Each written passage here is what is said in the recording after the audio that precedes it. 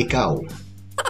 Makikita din po rito ang toilet and bath, graded high, and yet the project is affordable as of the moment, but time goes by.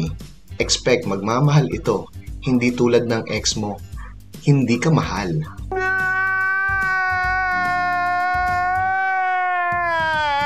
Itong unit po pala na to ay facing amenity side.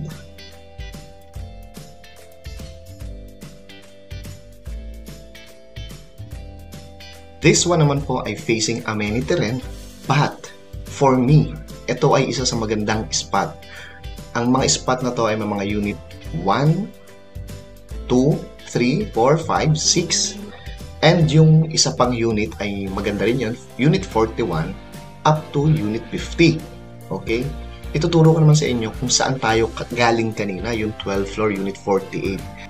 1,